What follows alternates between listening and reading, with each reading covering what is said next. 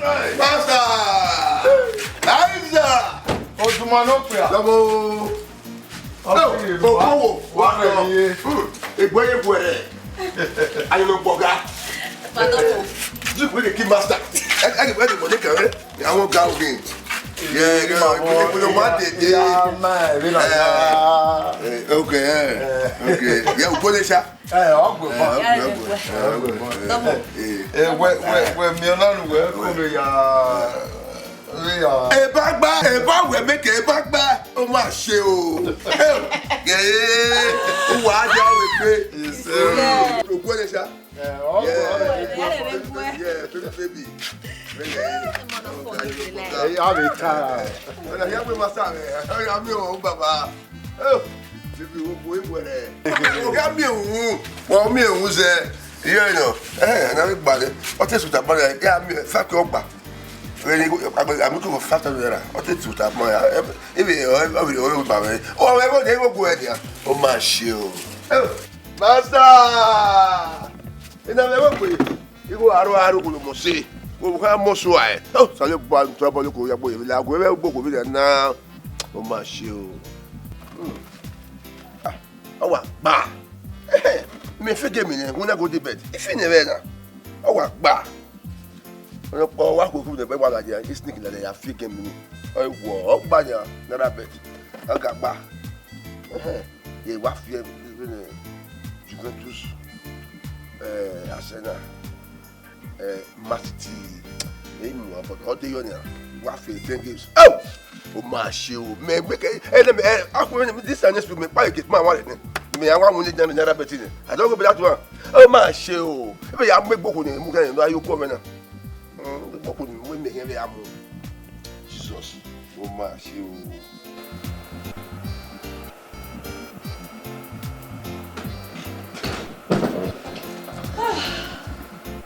Man, I really enjoyed driving.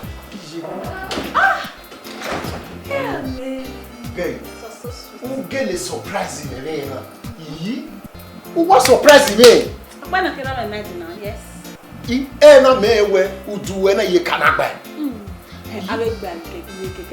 My dad in it till I chilla ni wa ya tiba. Na ko wa this. My easy. When ya ma we ba. When we urede mi amegbe. Ya yi when ya ma we. So wa ki moto no. Driver side or one like moto. When automatic, you know.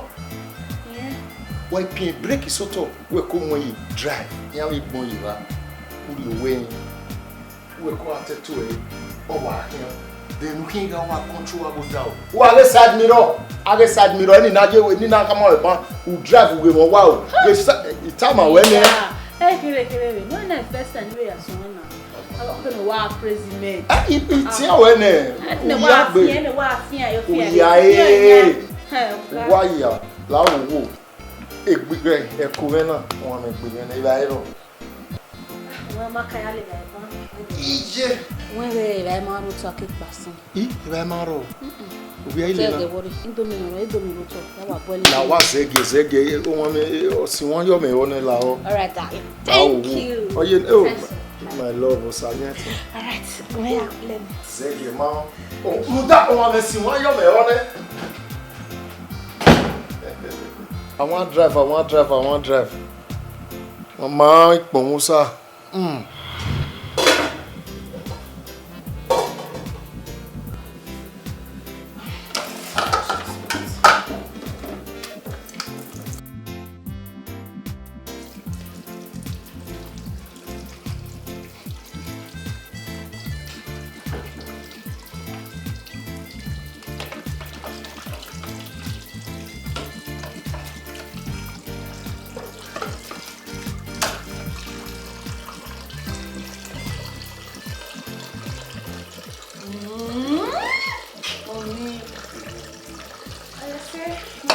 Never miss your America. We may have here. Where we to go where I live, you like it, Most you cannot like it, they are one like cannot Yeah, well, like. Oh, we are no make baby where you were. If I, mana, any year, down. Ah, everybody talk about that. I can see what man can Even can you? Why? Lady, I have very money. about it. Let's see. That's me, darling. But man is very young.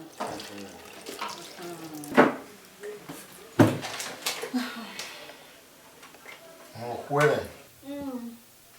When makeup, they almost true now the makeup. Oh, mana me we. Ughegbe na Ughegbe na no alo. No e ga stress. O ya me ya Ughegbe no kwa na me na alo e. Emu Ughegbe ne kere na gu ya ya. It's my like but on me like you say.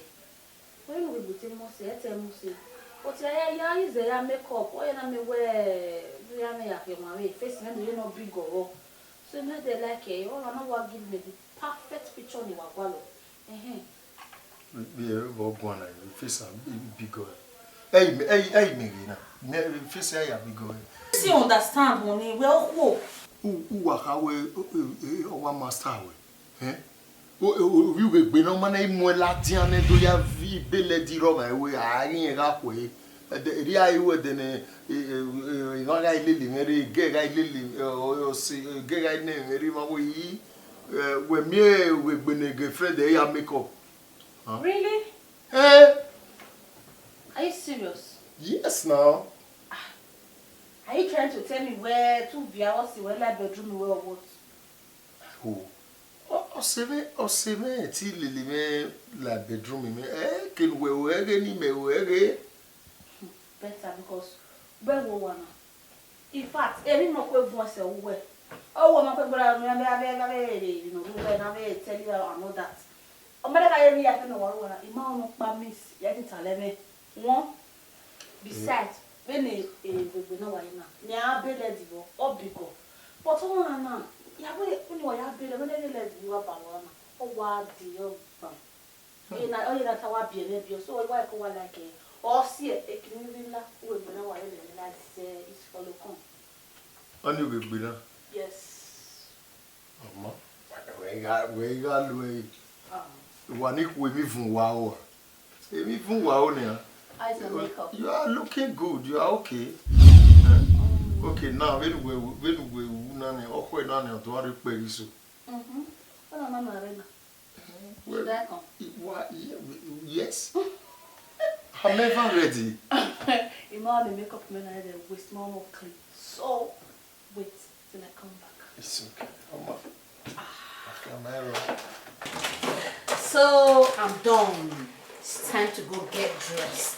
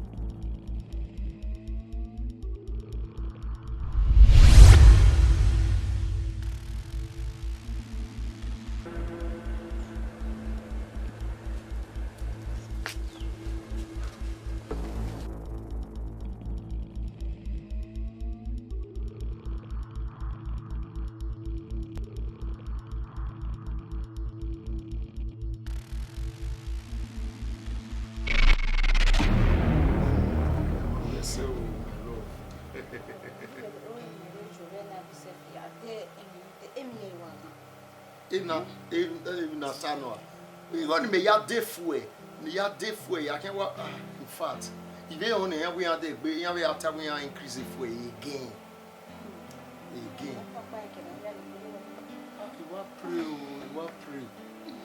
pray baba ni na ni wa contract na usaloba we ni ati sign me oh Hey. Okay. Oni. Udune.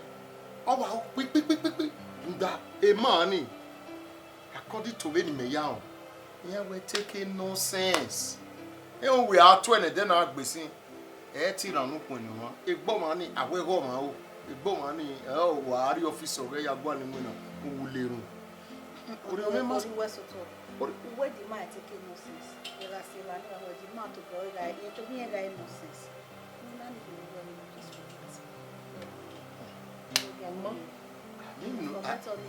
Maybe no salobo ati. No need for you to pray. You know that kege ni riya o kan imunani. Even when it's all gone, it's yours. Alirun oni. Hey, my yesha. Oga gbai. A man na sign a contract na. Hey. Ubebe uduna, onwe ya gwa aka titafia. Iya gijugwe o. Are you serious? Oh, she makata. Igwi ya gijiwe o. Iga buwe, Even me ayigo we buwe. What? Money stop nonsense now. You ma can say ya woli yala. We are here you know to agbo you know. We are here in there. Oh, that's well, you were planning. You planning. Yeah, I promise. When I promise I face it, say, make sure we well, yeah, my trust in different girls. La so awa be meriwa e meri ma dere ni ayi gwali mu na kan e meri o ma dere ni me gwali ni meri o even la o no we se we no o ni ata so do ai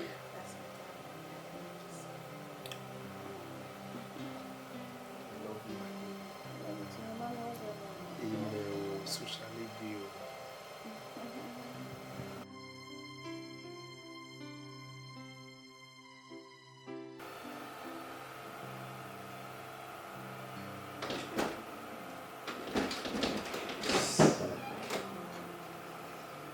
Only guess what? Guess what? You don't know what I'm guessing. Only he went for us. Wait, who said he guessed? Oh man, who said he guessed? You better contract in the Gatama wedding. Really? Hey, you wanna get check it? Tiri hen. 3 million. Tiri hen.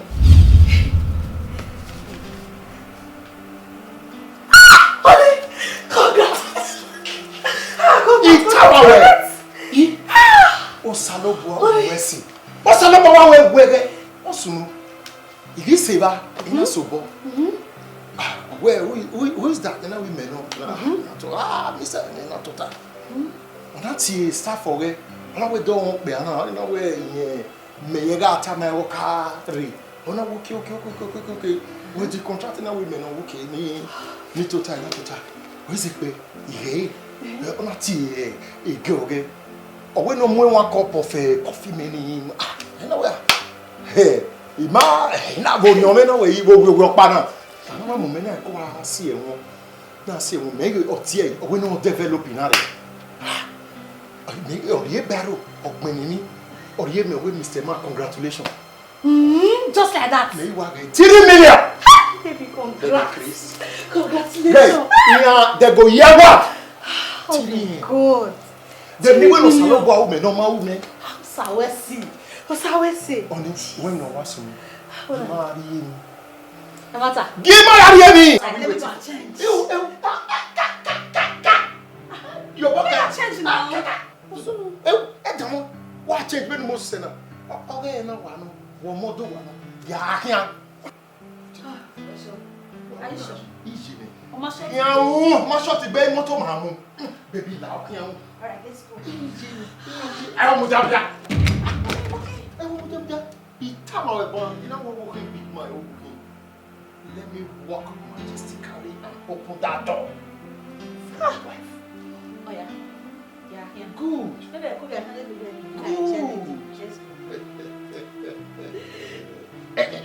Yeah, man. Yeah, man.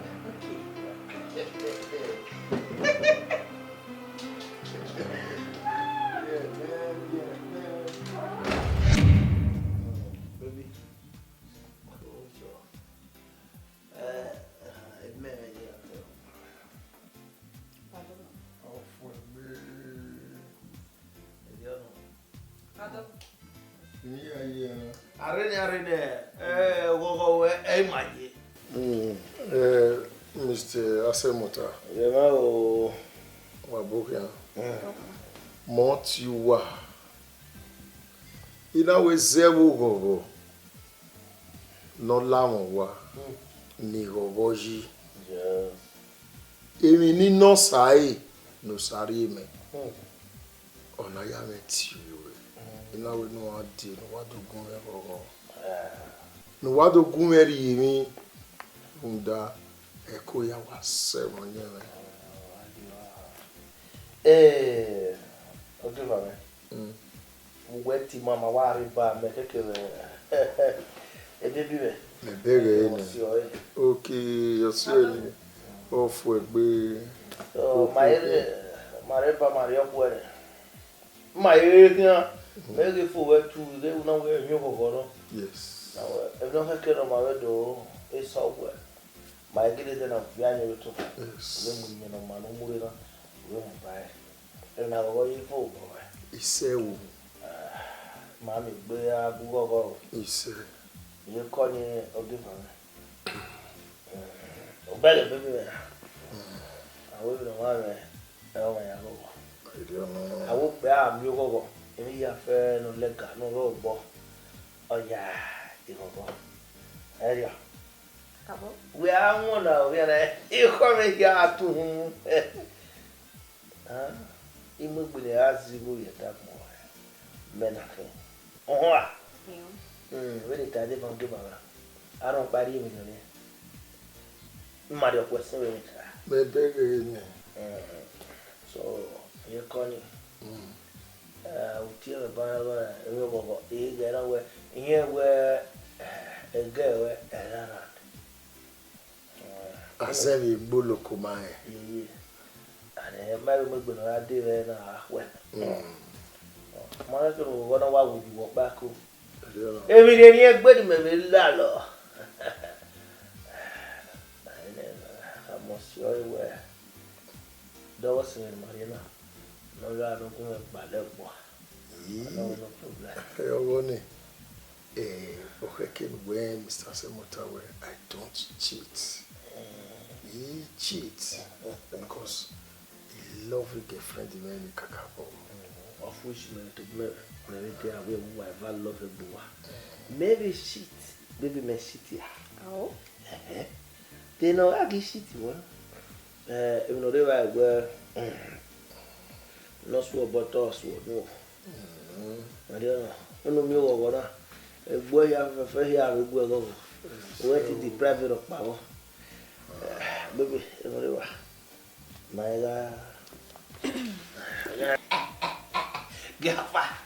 Gapa la wone ogbe no ge awo ya pa gbe No. Now they say mo na le gbe dai se o aya na nyi so wo no baby wa ya mo de wa ha pa ko le ya no mo we Wala.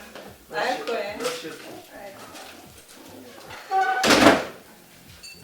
Waeko.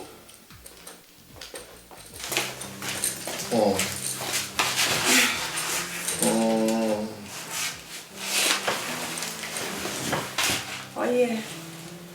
Iya wama. Clear.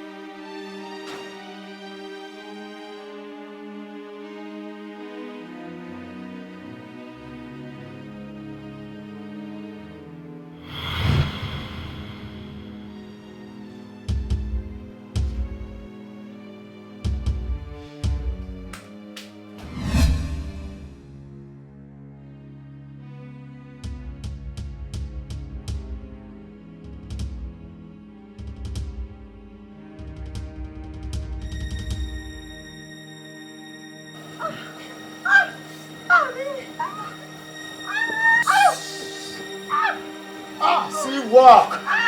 I love it, man. Baby, Hey, see what?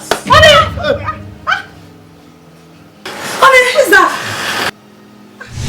Honey. Hey, baby. Hey, baby. What's the moon? Who knows him no soon? Hey? I don't understand here now. Baby.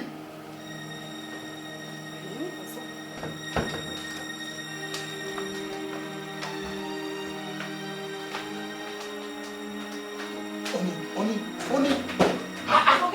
Walking. What's it about? Walking. Explain Explain what? Explain what? What can I explain? What's the moon? What's the moon? Walking. You don't understand. Never know. Never know. Ni never know, abi? Never know.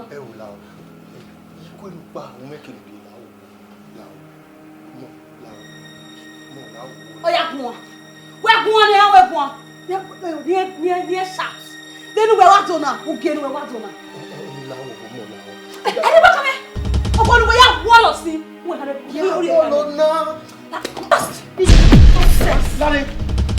Larry, what me back money? Huh? Me we soye. Il va pas fier coup dans les lois. Hein? Vous avez ni na here we sin. Hein? O ma na koko to e kan. What when you? The do when you. Be no ida na di agbe wa. Ni agbe wa. Okay. What be wa e? Ni we se o mati. Me we go you o ni. I me go you o ni a. Sa vero e mi o mu elega. Ni o mati. Okay. Be na me wo apa. Uwadiae we ra ka una pa e mare. Una re obi yelele. E go je gbe mi o ma.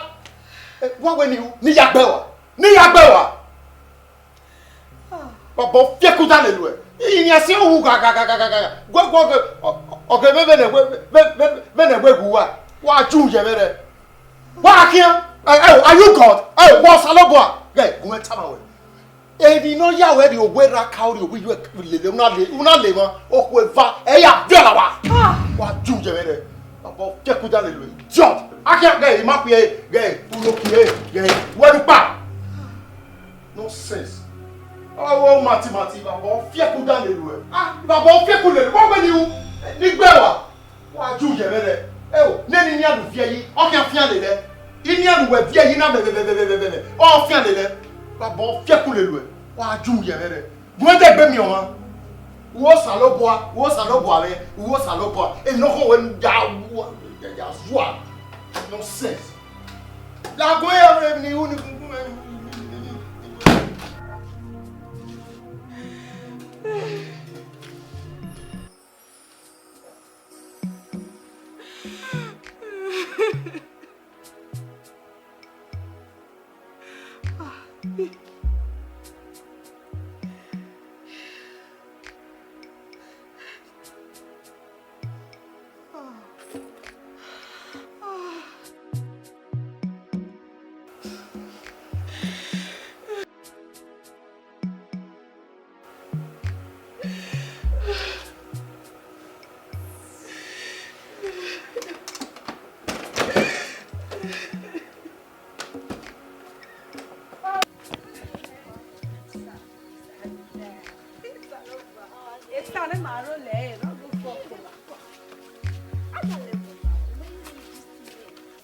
Again, 11. Again, my sister, Vasoni. See, we go well, understand. My was wow. You know the normal thing, and now, understand the man. Man, I was iku. A queen and was very, or as in all line, in a very mega spark.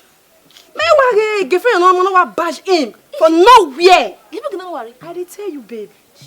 Egbe women ya. Even now, or club in or ya fair muri rane. Why you corner? I already get one badge.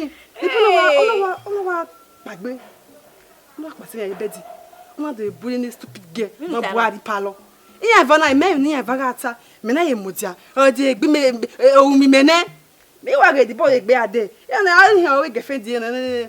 He get I can I so we can stop. Understand? Yeah, we can me na very. Erion no mi jeme. Erion no. Ana so amula. Agomeni. Why we am you? Me me my eh. You want me my my brother my sister. Any kere. Hey, no darling. If you do, they go drop you for Joshua. Leo. Even the guy self, you even go alimena. I'm not trust you. Elion no. I trust you now, my baby. You go alimena. Elion no. Just now. Me when me don't hear. Why don't give her the me? Why don't give her the middle? Get it? Who they know the song?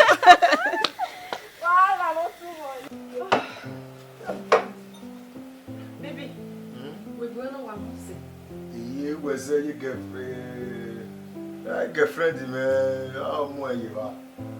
Ughegbe tenere wa no kwa oni ge ya egelo yo supon na ne pien na Ughegbe lo na we na be so ni na we ile lo na Our must when you first we are different. Wo pa wa ya ni abo pa ya fun wa ya kun oye be tu ya imu ewe na Ya pa. de ne pa ori yo fe o ma Yeah, the customer again.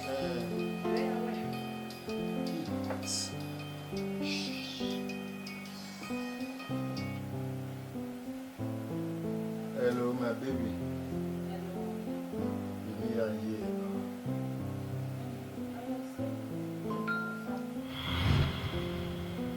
Okay. Oma no se mu ne digwirigbe. Emma. Wa mo we dere we ni mi awe se wo ma e we bo no wa mo shata when he love you we me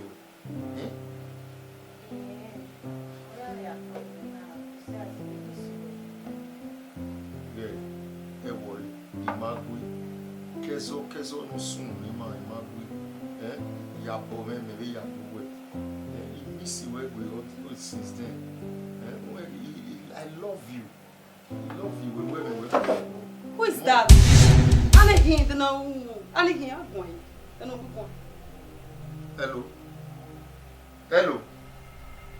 Hello. Oh God! I said we're here. Then I was joking. You are the one who I say love. Oh, yeah, boy. Lance. If you want more lega. We are more quick and you are more valega. Show you, boy. The man is Holy Spirit to work here. Don't dash you, darling. Don't Holy Spirit. Go, no. We can do it, but I'm not going to do it. No, oh, Joe, if I don't. Oh, well, we're making anything for doing il boss not see not be at the hotel, not the movie I do one. Again, not the movie hotel. You can't wait till I love you. Hey, chop me, I chop you. Chop me, I chop you. Bogo was Papa,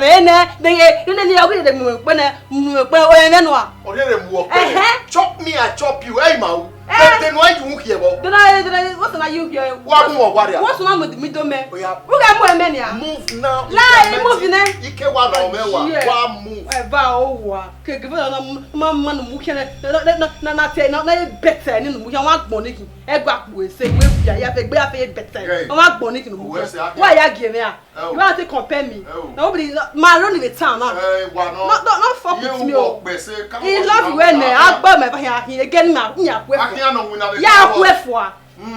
Why do you get other we are don't be on we are don't no me mommy. We are pese. And then my way that way. You must come away till where you are.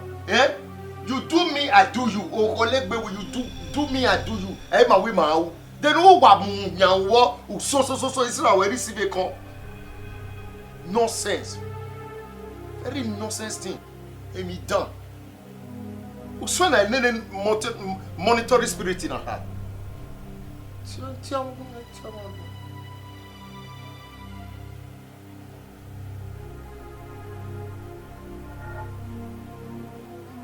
Hey. Bego wa de phone yo. Ye ma kwe de phone yo. Wa de SIM card in phone ero ga mu wo warrior o. Nu gba nu warrior mo say. Ero mu wo warrior by in Jesus name. Ita na ero mu wo warrior. Ya David o. Ayi wa le son na ya David. Babe. Afana. Babe, I beg you. As you want, more the verse. Wamu, come didn't me at all. What's happened on your face? You're the dog. As a boy university, I do not. Ekiri was your daughter make a friend of my man all time I love you. For what? All man up with me. I told you I make a friend away. I love you, make a friend of my man and I better ni. No see I not be my day. Although I love you, Kenije. Who you know we? Ma can't wait na. Babe, na business on our own. You don't concern if they tell you girlfriend say you love her. Oh man, they can't wait. Not to chop your money, me you come out there clean man. That's it. What long on I don't know. Ma can't. Hey, Rebecca. Bogi, so to need the love Emi dano. Emi danwa. Oh well, ma can't. Oh, I catch feelings. La. Oh my hand. Ije. Oh now when we are over. What's your winner? La o do na muda he na obi na go egwu na o se gbero bishnire. Oh where the former. Oh log na mama. Oh where. Abeg get out. Wario. No make you no hear eh. Ona you want no adowa. Why you catch feelings? Ah, baby, you fuck up. You didn't take over me at all. Why you catch feelings? Oh what you wanna na? Ishi again oh. I tell you baby I love you. But not take money I love you. Nonsense. I will not give me coffee. I don't want your coffee many years on here.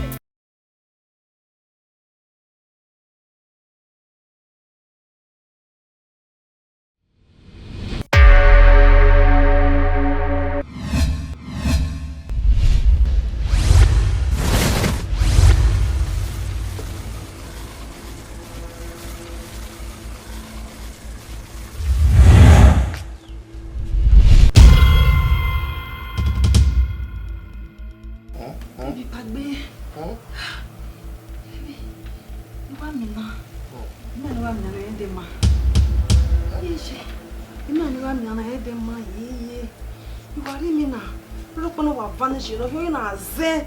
You made here again. What vanish you but made I don't know. I made here describe it. Man here them at all. No, you're not as you're not there. Live here. Listen. Give me the result. Listen. If no Kevin. So they gazer tinha que eu sou atinho que fui de papa sofrer love é melhor para for sure we no love é vamos ver we o ko não te o ko vamos ver lá o bien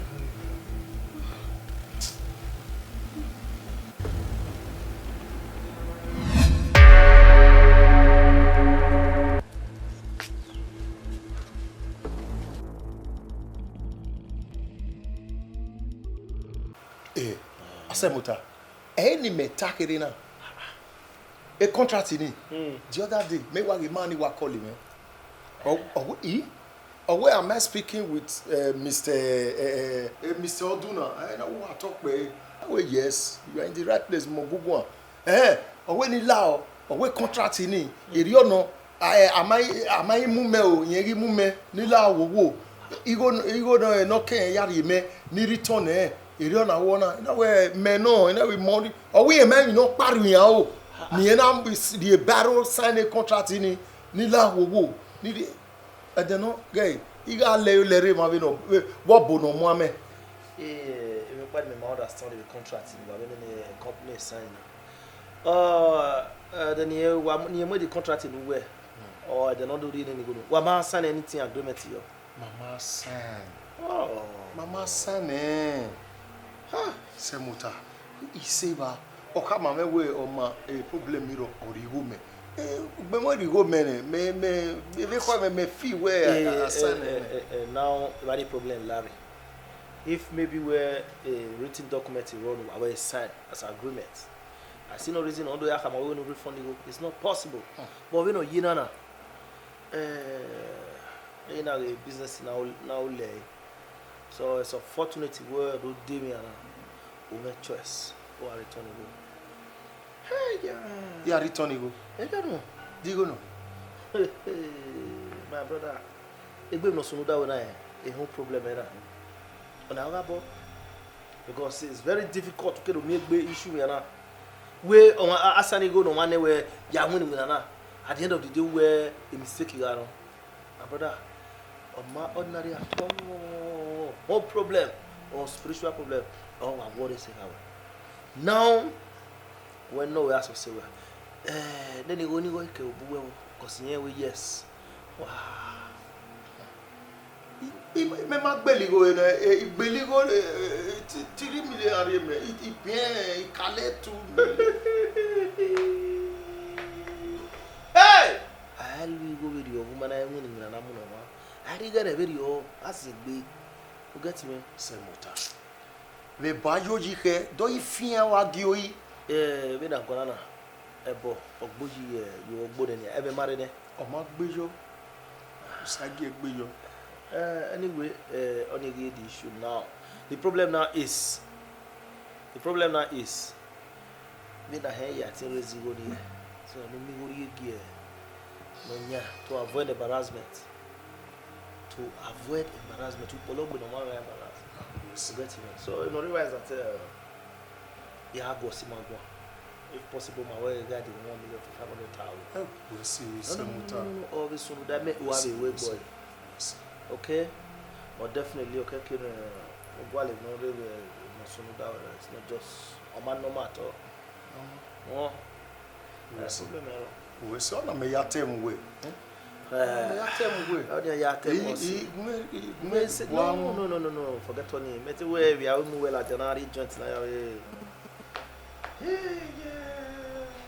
Aduna. Ya lugu o maiduna.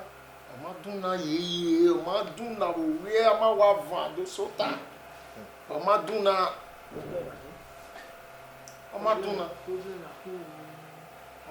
o se muta, na ki no ri ame gidi e bo. Wa gebe ni wi wa yi e. Ijebe anamwe dot your own pin. Ha? Well, even I can have a shot.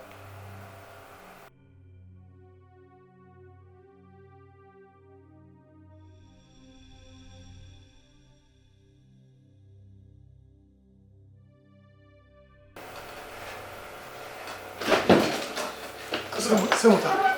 Really? Semuta. Gini gibeje. Ima de ti an game me yan. Iba be drive ide. Obi o kan pa no. I drive ide. Really pe on se pon o ma de hoye. De to vi ya ta to wo na ma che gino to ma. Ono wa kin ala me yi won gbu. Wa bomere o. When wa ki abore na. Eri ya be ki abore wa ge. Mo pado mo bi o han la moto. Ina Russia or hospital. I Russia hospital ya admit e ya Semuta. Ya admit e. Semuta ya admit e. It's okay. It's so mal. 200,000. When we are TV. Me ha no soon na. 80 we ba Semuta. It's okay. O ma wu. It's so mal. O problem e reba be no ma wu na. Abi ko sabo we say. Musa. 200,000 ya wo bi. Ehi wa no. 200,000. Egi one regi sisi dinya 200,000 problem. But the problem is that no women are here now. With me, and anytime I call him when you are definitely my do on time. You guys got me. He expect it way so. He expect it way so very soon. It's okay. It's alright. We'll transfer. What we transfer? We have to me ba me no so no. O ma fi amaro na ma ke tu vun ya vun. Now. Hey. How dey carry me na ba big we wa fi too.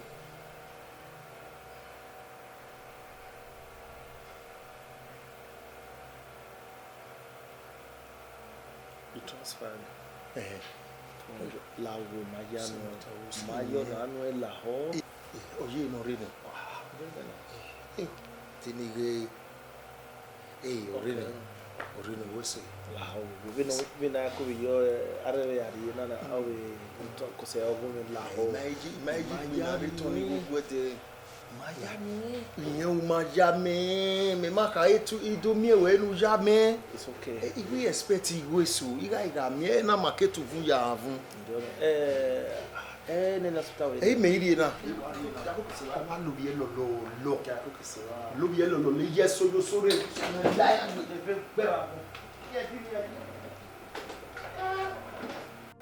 Oh, ọdún náà lọ́sẹ̀ rẹ̀. I want to know the freedom already now. Ah, Magbawe Vana. Ah, my the Ghana ye. Where is the Gibana? What there is? Huh? What there is? I want to go what you go no yard. If you don't have any Ghana already, I will swear. No, say we want to go to here and lay out. That was 2 years ago. We made that like Shiniga. When maybe or come maybe I have boys on that in the river or two. Yeah, we see some why try with I see a man married this and now I send the papi boy what we say like what I say we collect when you were at MSK the boy will go through us. Yeah, it's too late. I was a player to wait to me. No, definitely you're taking a tell. When are you married, man? We're not doing like gay, or do not say, we do me. After what I will cook it, and I understand. We are on a percentage in the expert in Motinowafuna, Moto Azama work. So, or he can't never go on in near what you make him a one. Okay, Azama with me. Anywhere. Women are Samuta. There are some. Oh, I want to keep burning here. Take me as a man of your. If you transport is going so, now you need to transfer over the a win war, a Kuseko, where Marty would drag, we go may I see the change it. Or say, I will live here in a laboratory. I don't let it school one or the other. Oh, what? But I way. Oh, but that's family. Oh, what is your boy? Oh, anyway, what time they walk by what's the one year? I will spend money. I don't have a women who be what were you on level, but women who are for a way power of a man bed or see where I told you go every matter way or way every matter way. Or no more or where I sang it or 10 or like back up back. Even me, I don't know. Okay, yeah, we spend money. You are una la crana. Una la crana. Egg, say, oh, come on, no. Who know I spend money? What you have say? What do Papa say? What do Papa say? You know what you really say. I was surprised everybody. Akate atoboy ayere o etu e de kere gbere yo awo eyin yi na wa worry go whatever you think it is what na I will get arrested. Oh God. Money the block of my here, my struggle here, my go as a big boy. Who can go? Maybe I don't know. But it's what I'm Iguni at 200,000. No, yeah, call me. The minister came away. So I don't know when we're going forward. The Bureau de Afamero, Gay Semuta, who were devoured with motivated by she did a thing. Yes. Hey, my brother. Only that that's why we're working now. The marvelous way. No, that's why we are doing my money next week.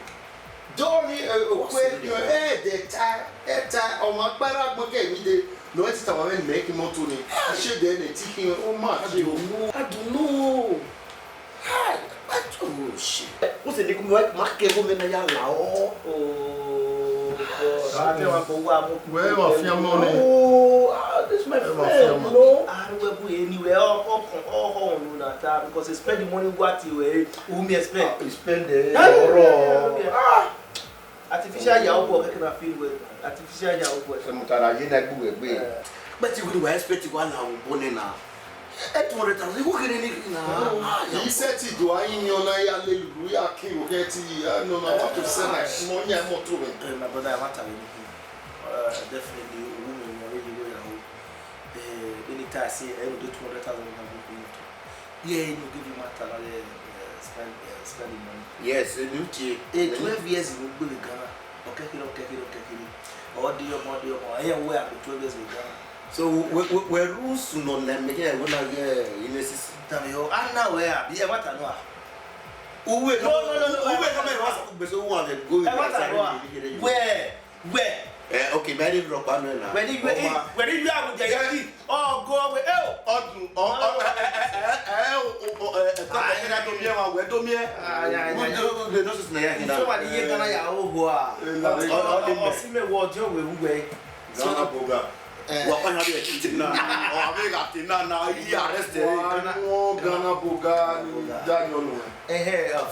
Tiri wa mo le. Wọ́n yà ṣe di mọ́tò èlò dayo ni me. Ọmọ se we worry. Iga mi e.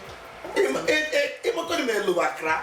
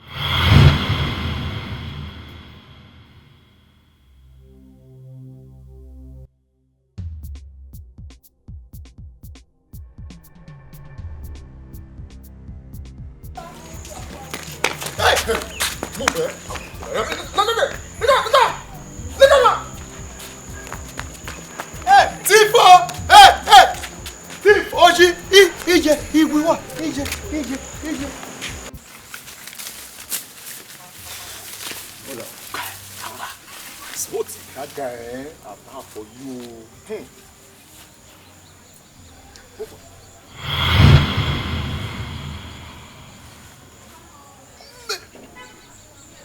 Oh boy. Hey! See, hey, something, eh? Hey! Oh boy. What do? Say what you want this evening? That man, eh? Wait. You know say that man ain't idiot. That man thinks he will carry gun. You know say na how you say. Hold on. I see some money so eh. I know if you are here. That man woman dey owe money for more than 3 months. I go settle. No. See, we no go settle woman first. We go first go. No, that bojo. Mo go that bojo. Mo first go. Mo dey go. Eh?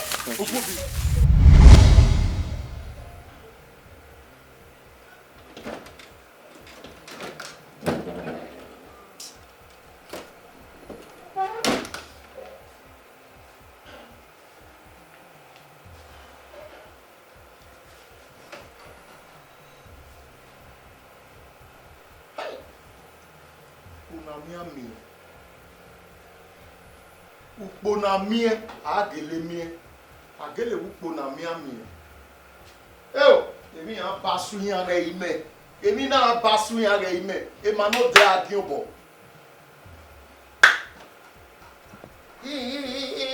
tip amari mi o ma no be re no be gun e be yan wa pe abo e agi me mayan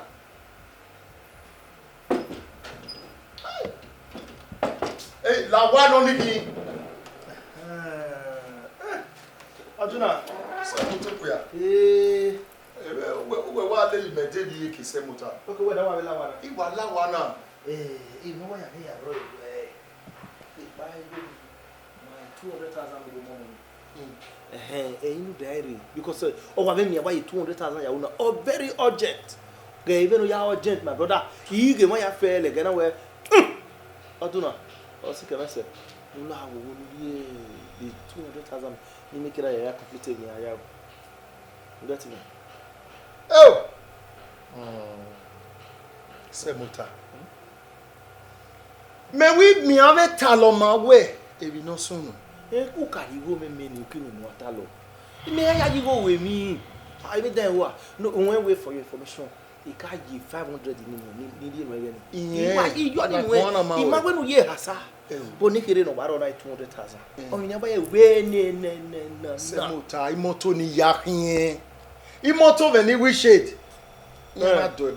Yeah, do it. You go many ah. O sawese. Ina kin 1.2. Okay. He kin 1.2. Ina the 200,000 yepo. Me wa de me wa ge boss so evaluate no pa go me gbon me wa san me go ri tifo wa go me oji o e o ya wala je na wa ki aboy na wa ri yan ona ye we ta gie me man we mother son eni me ya powo salobo aniyan we iga ye mi emi dekun bi aso wa ina de 200,000 ina de yi ma so ba we see so ba da bon we u ke zenwe ya ri wo me le ye akobe mo wa se ya ye papa be o e na ta na gata na brother 200 in ori le ni so abo ayi nu di mi o so ba na luwe ari yin ye wa ye menya igo men se mo ta we ge idu na we digbagbera ni na gbe anyway we atun ime we ni we be ya bu we odun de nu mi na won ma mi wa gbona de na you use kon de nu emi na won ma mi de we ayare we won mi orokun ogwa 70 million edu emu de ewu onu erunu we na da my brother give me money somebody say money run da okay akimoto a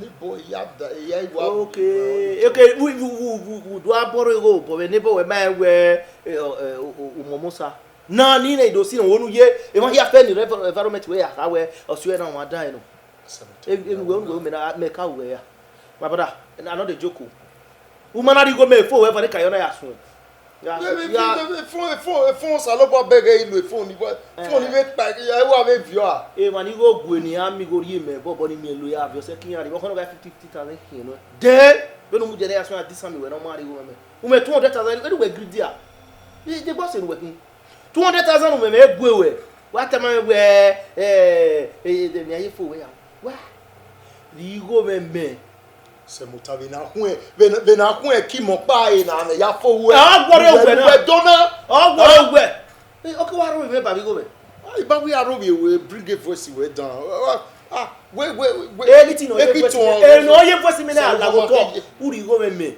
e ti ni go ma gba ni agwe wo gba 200,000 e ma ni 500 no e yo ni nu e eri dia e salo ba ma ye hiton fi o boye bori 200 ni me you get me wa wa di 200 ni me ze oi ni ibi ka no mi o emi ni wa ni ru gbe agbon ni akwe ma we se ni am o ni se mota oh ma gele ni o ikire gbe aya pa ma ho be do ta e ko gu gan yeah, what's your long one you egbe a? Give me my money. Let me say ever no. We no more be you ba.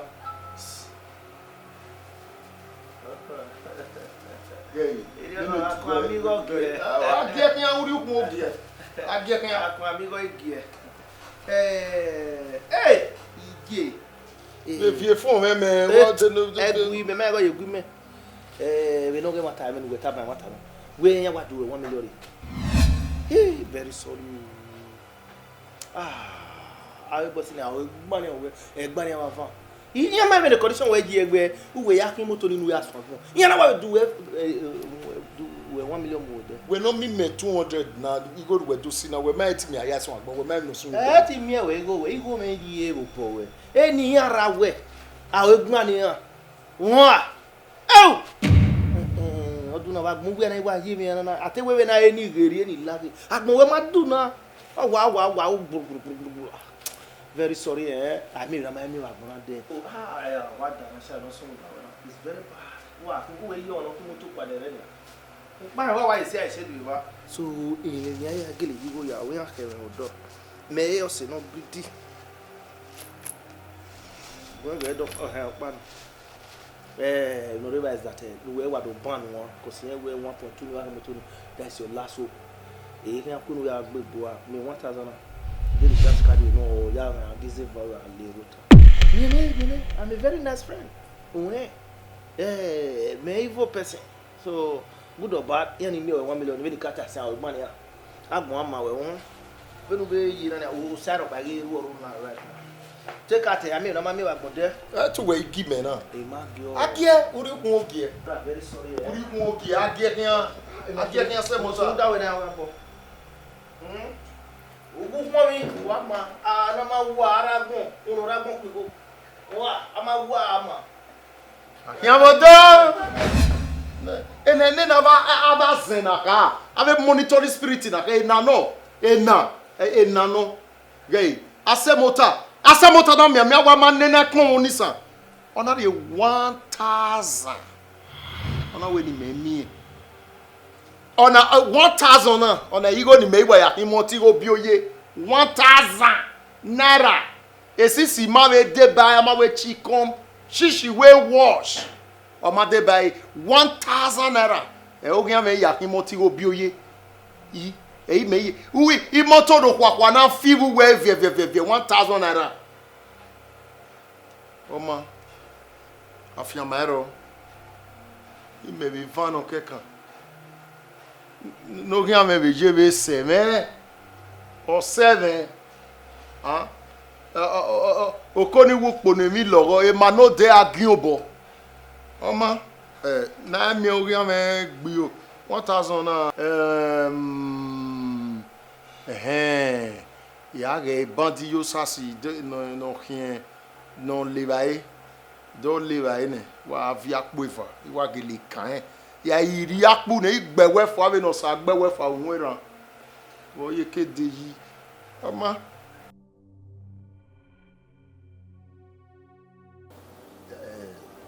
la dini la yo moto we o bere na me we moto we ki abi o be 40 o si mo la wo o emi moto a ta wọn na lao we no ya no we me te yo ato o te tu yo no so we ku megun e me na e be ameke tu ati wa we ya we nya me be ju we e mi aro o ko do vie ma we bi me we spiritual o yo lo wo na nya iti we la ja ya re mi yo e mi aro na wo yo wa so we spiritual be spiritual spiritual that's how the universe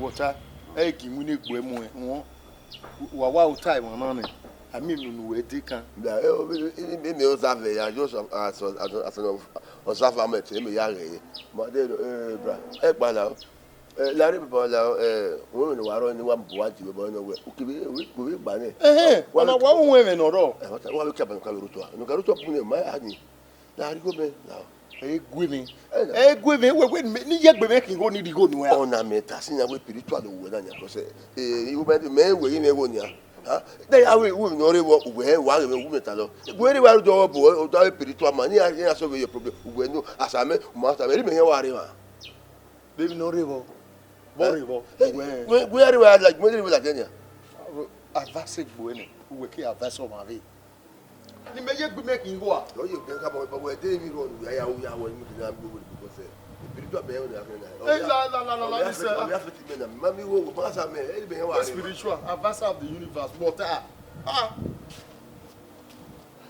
ma ya mi kere pe ade mo ro to mi kere o pe ade mo ro to bo e ma ka mete iya ni ya wa tu da na nya awa go pe agba mi ri ato e di o ka yu pe won de pe o wa do wufu a ma so pe ya ye wo pe le wo ato yo pe le mu nene mi ya ge bu me to ge pe de yo agbo mi le won na se ya me are ye ma gbo me ya ki ma gbo e ti go la re mo ko se pe lo ya da si go ati yen age ni awo ge mo are ojo ya ya si go mo na ya bi gbe ni I do me we won de ni wa ye na now ya me ya mu ya ra si go banya abi na do no we ge mo we ro e pe ayipo ka lai e ade ya le ni akimi we ibere ni mana ime go yes ya to mo ya we sk ko ave ki ma we ma la we sk ya ki ma o pe ahun me don so ave ki me sk ya igbo me ya we sk to go ni pe ma won ya wa sama ko pe da ma e me go ya sama ya ma won le tu adi ye won ya mi go re me ya re wa do nothing ma pa wo o ma se o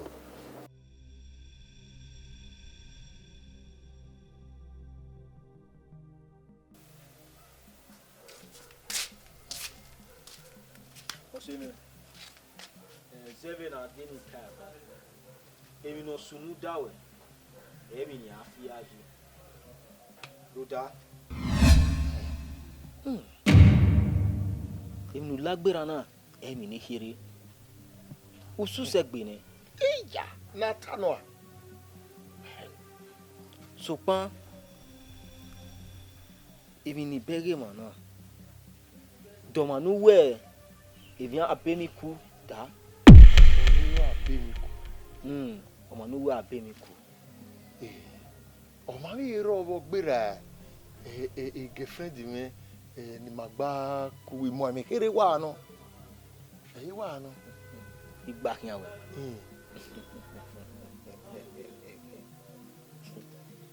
O seti pege ni no sinu wa son.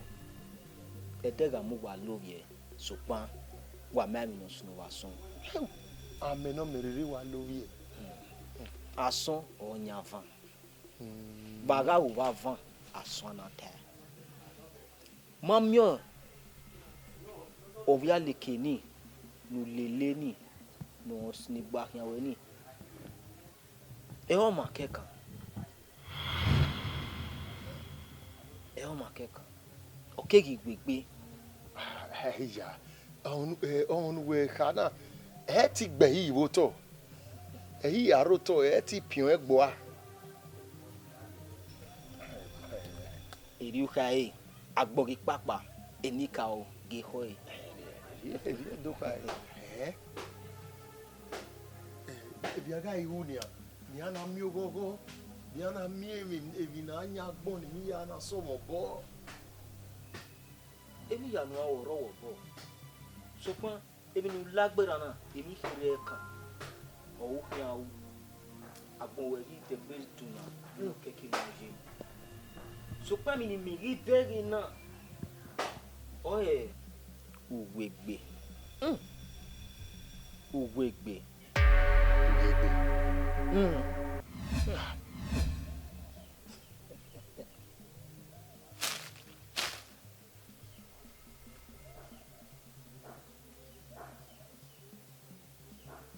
Omo Ughegbe no ruwo wawe. Ughegbe seva ya o seva ya o se ya no ruwo wawe. Ughegbe Ughegbe no ye. Ughegbe ni kana. E Ughegbe keka. Ughegbe ni nwa e Ughegbe ni. Ku gba kege no mo koko na ya mu egbe ime de wa ye jere. Ohia mu egbe Ughegbe ni o mu ti akegbe. No ya mu egbe. Ku gba kege no ya wikemi kemi no riri. Eugi gay vena wa gwana ne Ughegbe ni waruo wa vena wa gwana eugi wano Ughegbe ni olo wo wie olo wa fan olo wo ta avie hiore olo ku gbakege o wa lo Ughegbe be wano Ughegbe ni wano la de mi ga iu na ne bi ga iu ni kana mi ogogo. Emi nu awu orobo we. Hamani No ana meti mi ofure. Emi nu awu e na hin. Mami Ughegbe ni no ruo wa we ni. O itopo no mi. Hey! Uga meti go Ughegbe ni, uga ki so wa ni an, ugu mu Ughegbe ni lu go ho e. Uga meti go Ughegbe ni, emi ya nu lagbera ya. Ede lo fo. Gay. Imi awaso wa ni iga go ge hie go gun e. Ye wa go ge ye go gun e. O ma se o. Ya go ge ye go gun e. Be ni wa ri o wa na. Baba na be ni me ri o wa na. Ya go ge ye go gun e. Ughegbe ni no.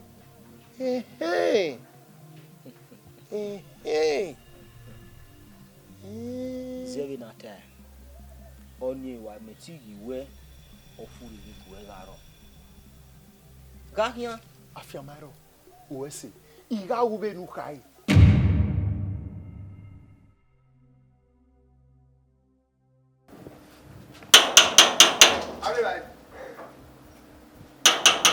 Arrivai. Via.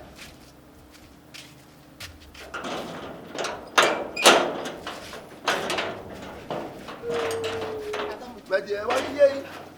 Not travel. Pardon. Where ye travel? To travel. No go there. I will make you there. Okay, I will do my work. You're very big, Benin Movie.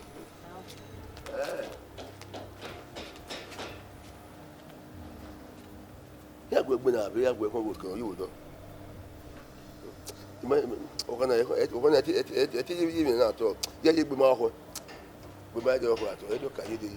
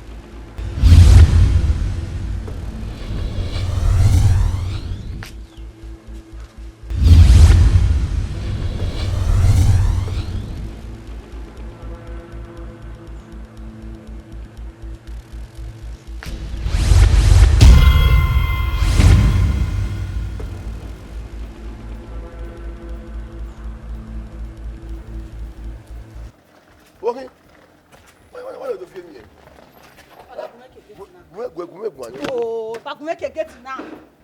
Okay. Who are we? If I say I'm make a get, you don't fear me. Ah, that make me.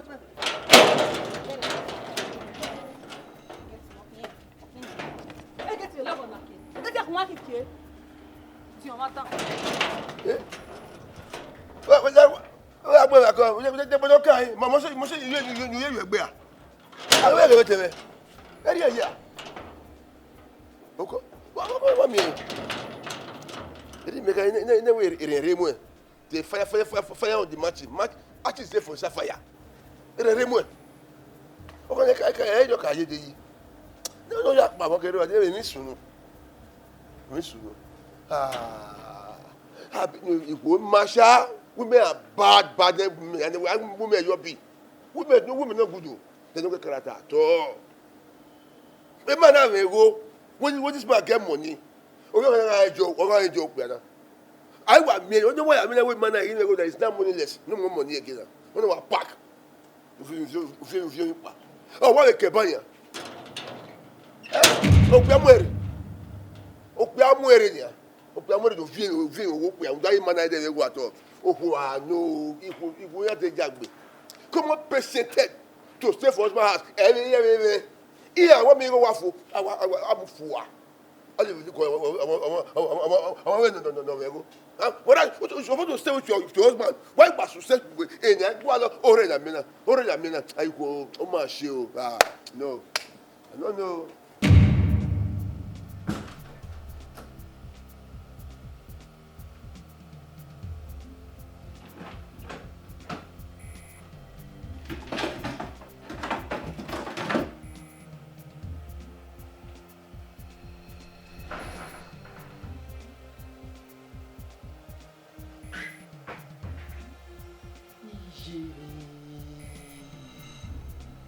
Ije. Eu.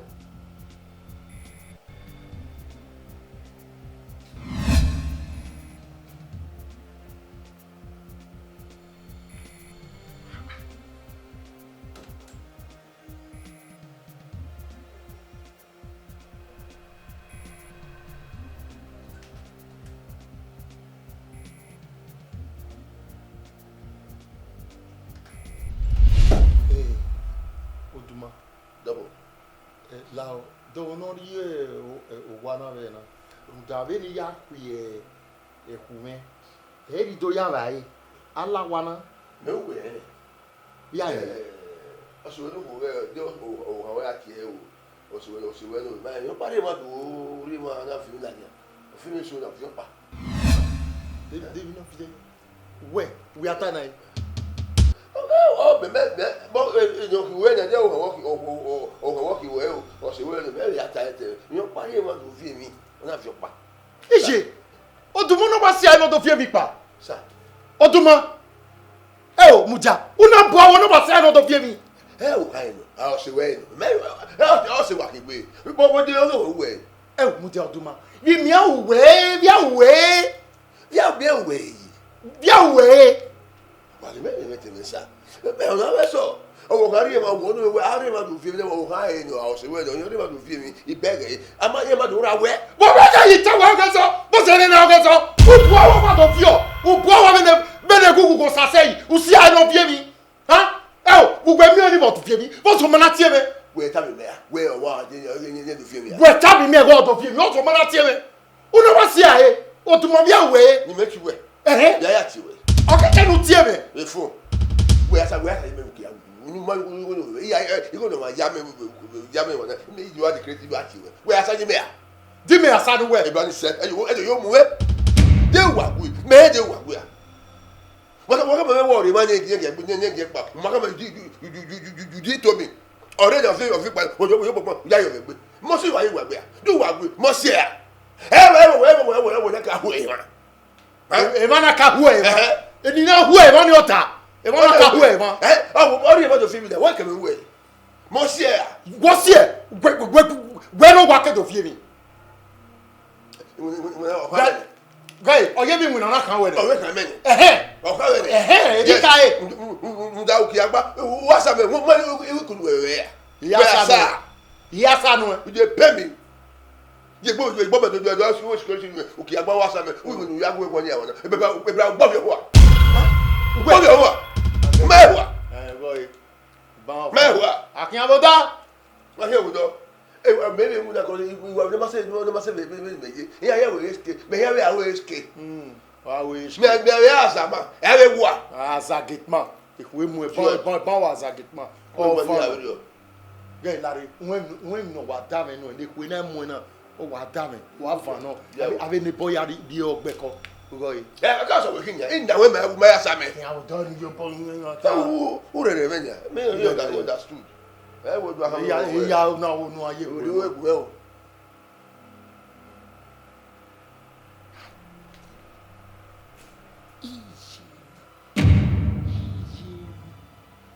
Easy.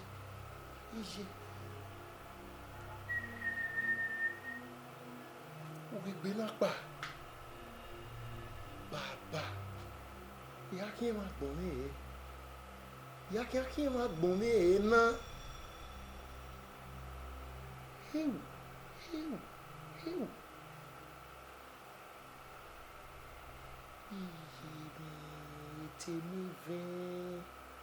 Ete mi vem o.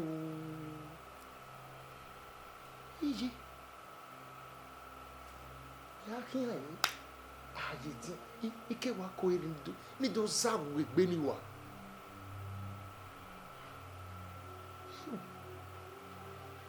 Tutu atu ewu.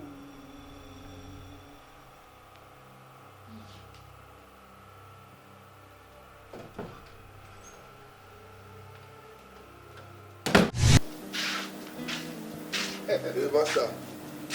Ojúmọ́ ló pe a. Ọbẹ̀ wa wo. Ẹ kò focus wa gẹ́gẹ́. Ìbẹ̀rẹ̀ ni wàá gbìn náà. Àbí tẹ́yọ̀. Àwọn ìkàrà yọ̀ wá gẹ́gẹ́ wa. Láò. Èyí ti rọ̀ ní wá ti dùn náà wẹ̀. Wọ́n rí mi bá. Láwọ̀. Kí á rúlẹ̀ mi yé mi ṣùgbọ́n mi gwale 200 rime ni àwọn ya la long is right 200 naira egi kopo de nyan naira 200 donc ni we no dey game ni wa fi o wa kara yo ina yo jore àwọn 10,000 we ina o jore mi àwọn 10,000 100 naira to 10,000 yes so bo me wa ba we no we na wa yi na ni igbe no to ni o ge wa fi gba. So she will make one of the things. May look that can. No, the one we do have to look away. Eh, Muja. We 100 naira to 10,000 naira. Yeah, use 10,000. Million wa lekin ya. O do my female. Female. I've been in Juventus, Arsenal, Man United, Man City, Sporting CP, Crystal Palace, Everton, Brighton, Leicester. Eh, ya fe wa gba. Wa base Liverpool by wa fi we fini so ya fe ri wa gba o pe o di wa pa go láti e fi me o ko re u carry ono na mi wa gba we di ni we gbon ni me gbenu me ni o su we me dai ya fi e o we copy ku me o me ya fi o me o owó tó yẹra wo ẹ yẹ kọ ẹgbẹ yìí 800 naira go o dùn má pè á má bẹ̀rẹ̀ fíẹ́ o fíẹ́ ìfí ẹgbẹ̀ má bẹ̀rẹ̀ ni ẹjọ́ wá mi náà yóò bọ̀ mọ́ súpù sínú ní bọ́sẹ̀ wẹ́ fún ẹ wẹ́ wọ́rẹ̀ bẹ́ẹ̀ tà náà wọ́rẹ̀ yẹn ìbọn ìwé ọdún mẹ́ta ọ̀gá ẹni mi àwọn olùwẹ̀ ọ̀gá gbá nù ọkọ̀ṣọ̀ gbá òun akẹ́ ikú mẹ́ ìkàmọ̀ wẹ́ ni àánú kí ẹ̀ ó dùn mọ́ pè á ekele mo isi oyo boyo wa na o belu tana Allah de we have ni mewu Allah de be si me ko pe para be ko ye na ba wa se o ya ke to pa ma o se mo wa ko tu boy wa to ko ki de ya yo wa ye tu wa ta ma ko ma shi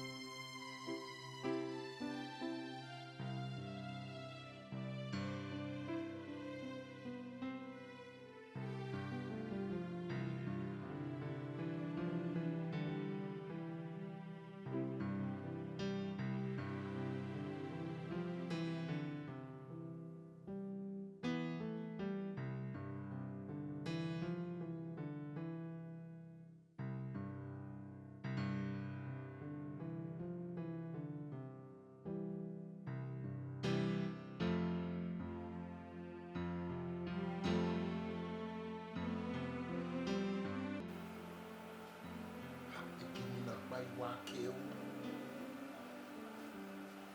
Iya wa lao. Okay. Juventus kekile Manchester. Hi. Hey!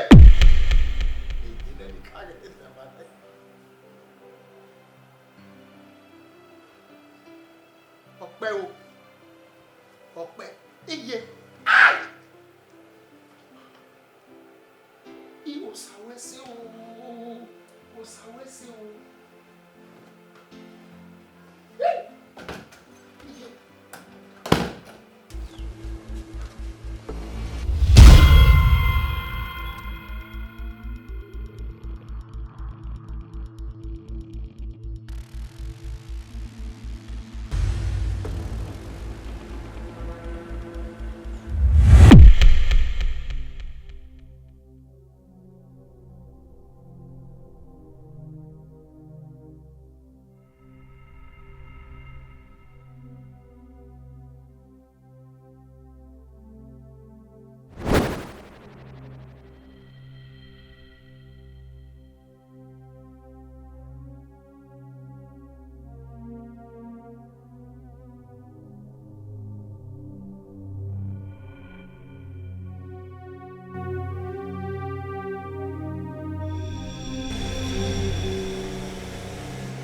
Uponemi lovoma e mano de swa kiubo.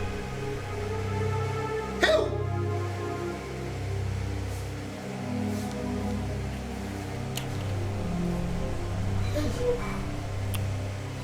Ya kina yena.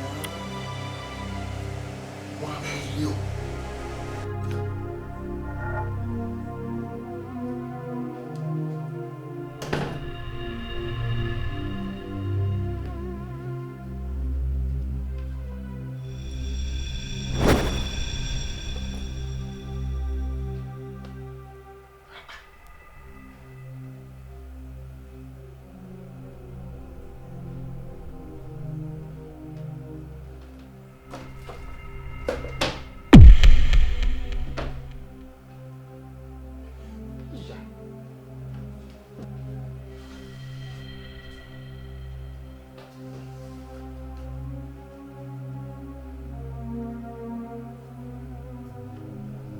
Yeah.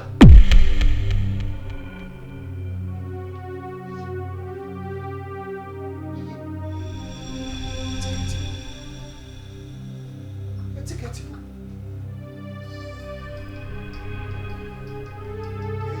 Hey, mommy, ticket.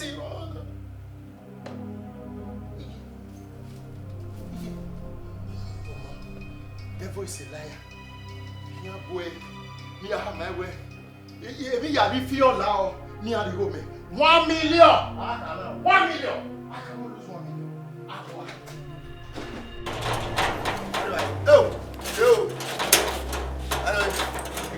Oh, basta. We have to go there. Collect the epo. Ni wa gba.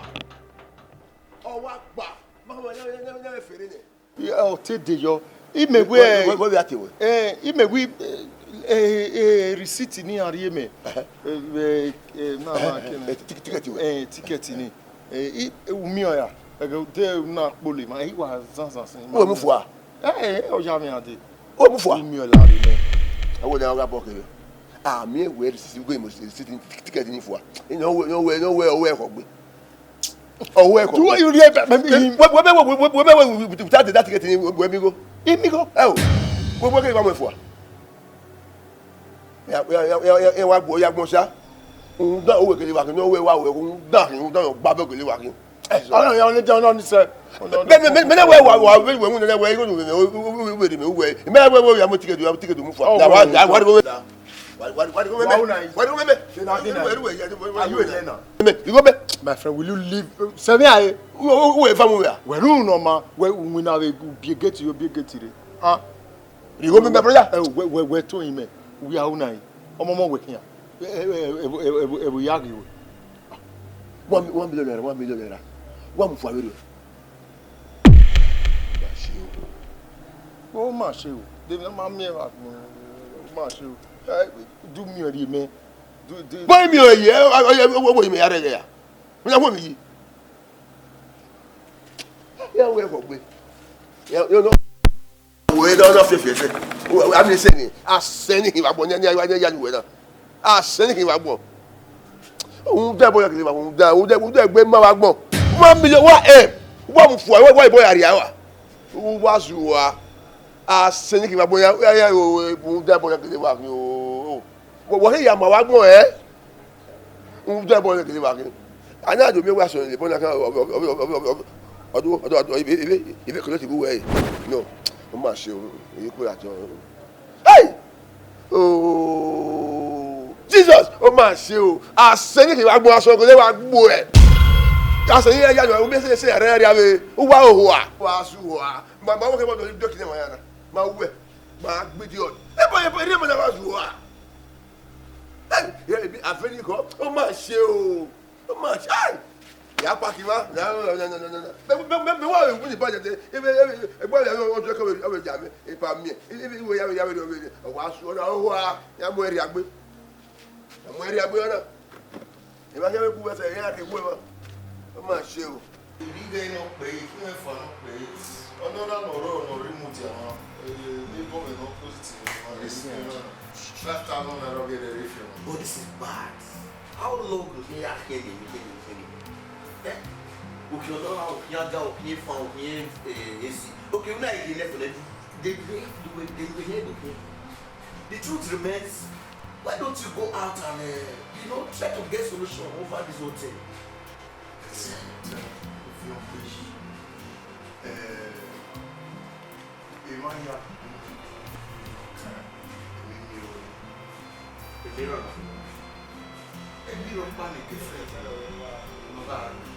Different way. Oh, I'll take it over. I will see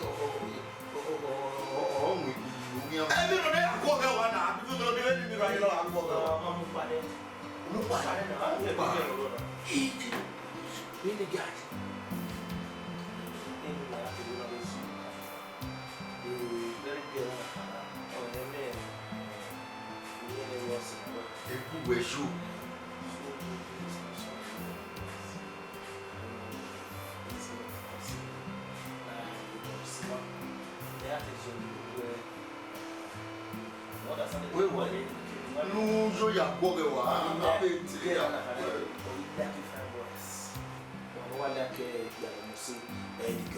oh what be we say oh you know what excuse me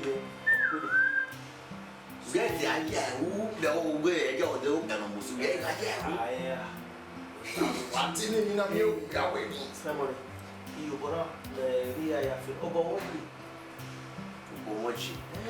You know, who are you? Where we can make our Ughegbe can spend money. A spiritual game. Mama spiritual, you know, where can I you are near Google? Me what role I want to go there? How do you ever see? Oh, but I want to. You can hear it. I set here up now. Okay, but you need to stay. Need to stay. Where you going to expect me? You only but you go to the okay, well, what is your any idea? Twice a month, ya like what really got you are no bad. That was a winner. Probably problem. Love Mr. Semo taking me last man. They made me down the wheel. Okay, let's look for the solution.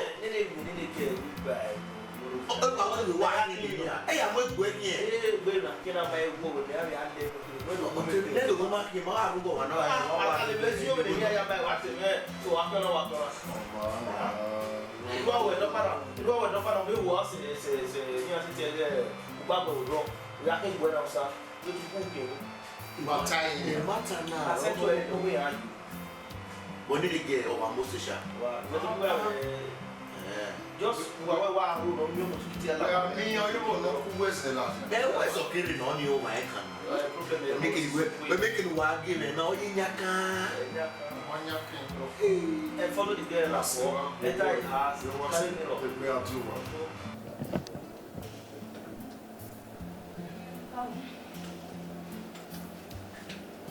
Welcome to my house. Wow.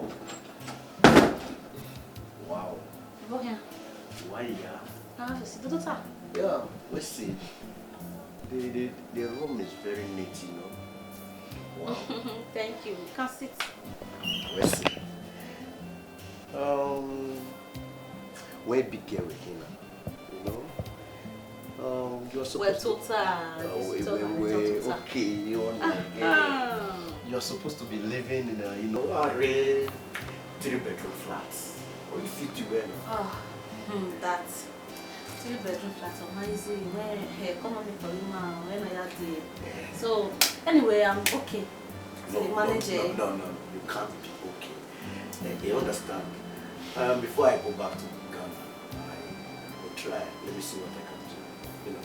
All right, I'll be glad. I guess you are baby. Yeah, you are you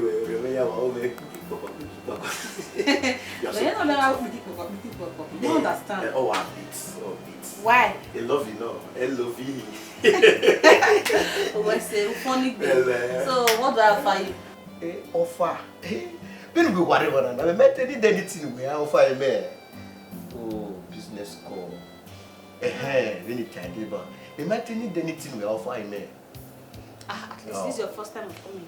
First time you are ever coming. So maybe take it. You can get me a bottle of beer. Like, what's your brand? Eniki. Ade baby, get if you get well.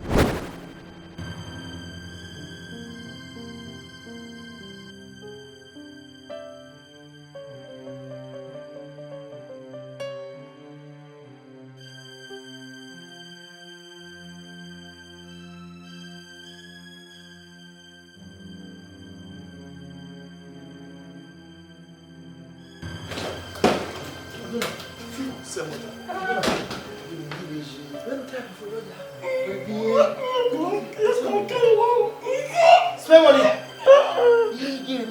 And they make babu no.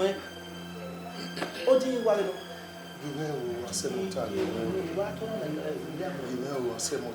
Ukwe we fa o gbe we Ghana. O ma ohun e ma kin area siko. O ba se dara ye wutu ba area siko. Ma pa e ta ke iye de be ko na wo do ya ri do o Lawo semota. Ni ayi ni awe na. De rubera e wo visual. Bagbe ose ba na. E wa pado. Wa tenu. Imu yan.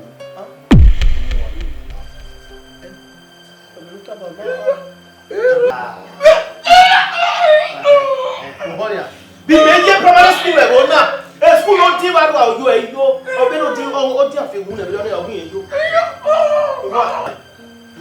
Nẹ́ẹ̀nù wẹ̀wẹ̀ ní mẹ́tẹ́ mu yàmú náà ọbẹ̀ lọ́ọ́ yà gbọ̀ ògùn oṣù balọ̀ náà kó ló ń gbé ní ọ́nì dé máa wẹ̀ yẹn ha. Dàbí họ Money speda. Damn ho. Le ara. Boga. Huh? Me lie na. Ba we ya. We ri ropa. La wo. Se mota la o. Mejo. Imaso ai. Moto we muri. O we yari. Moto no me mai fun ba we pa. Mo fi o. La ogun me gwe temu no mu yan. Dami ho la o. You know we na. Wana na duko. Na do piru go bi bo ko na. La wo. Òun ló yẹ pé ẹgbẹ́ náà sá àwọn ọgẹ́ ọ̀hún dán ìwọ́n bí ayé gbẹ́kẹ̀rẹ́ ẹgbẹ́ má bẹ̀rẹ̀ ọ̀hún ọ̀yẹ́. Sẹ́mọ̀tà, you wan leave me for Joshua. Láàhọ́ Joshua gbẹ́rẹ́ Nàìjíríà ni. You wan leave me for Joshua. Ìwé ìtànà ni à wẹ̀mẹ́ ìdè bẹ́ẹ̀ máa wẹ̀ kó ni you wan leave me for Joshua. Ọmọ náà bọ̀ bẹ́ẹ̀ lùgbẹ́ yé yọ bàbá kàmí mi bí ọ ẹ̀ ìjìnlẹ̀.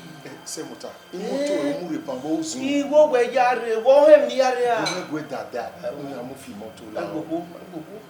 Mwen ga ken na ken ya abe mu ken wa mi no go edo oyo bi no no mo ra be mi la da e ko me wazio na ken wa ken kere ni ya ken spread we yare ma na ken la we gbe una mu ekin wa mu ekin o ke we carry over the baby bi o se mota e do ti mo le da mo ya we unu no go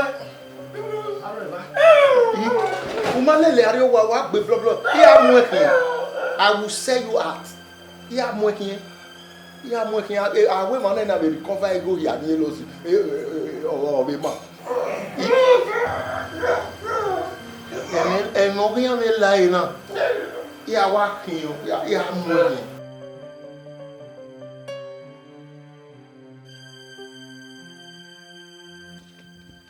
Okia borowa domo domo mo kare derio okay lori gwe mu gwe me no ko yo wa hian mere do tama we na ike gba ke ma so wa derio imado ba gefred bo wa omu Ughegbe ni omu na mu le pa Ughegbe ina igi ose mo pa ina we no la owo no gun me ya gbo Ughegbe ni wa ona yebe pasio bi ripa wara ona yo seveli kinera gbon ona ya kinere ini gai ori gbobo opare ona ya kin ati den ede o seveli gidi o bo me ede o iri e ro kan ona ri unu e na ona dori e ye o o bero mana emi no ni gitania ayin ogi roro la wo ya ga iuna bi de ni ga iuna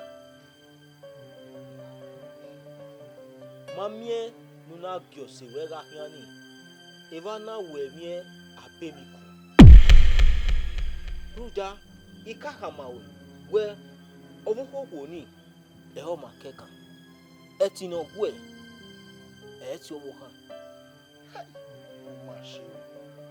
so kma minuga we na hin we owo ni we mo e gwopa ohia mechi gwo Ughegbe ni wo gbera we o ma be ro lo ki ameti gogo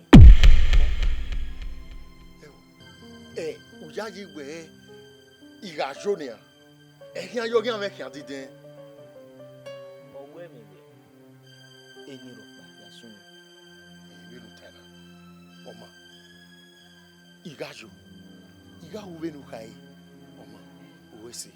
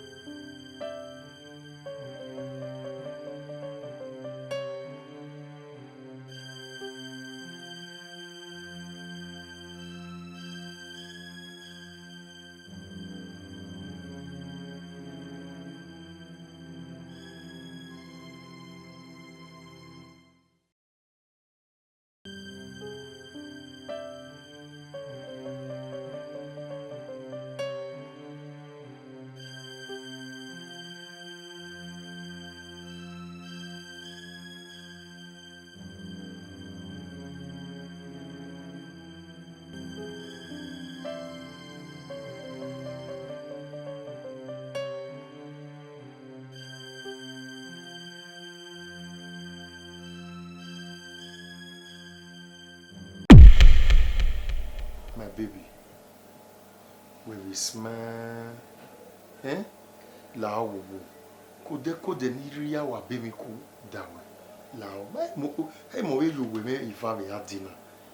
Okay, give me wa ji bi. Iba igoge amonu.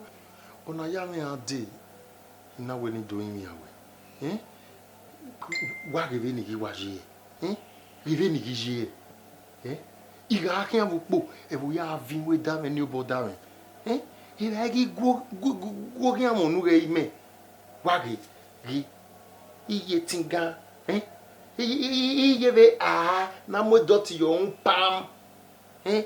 Gi no rí mi me bo we ukun mi a we ni me love wo we me ni ana men we mu e we wa love ni ana we me una ya we gbe mi ni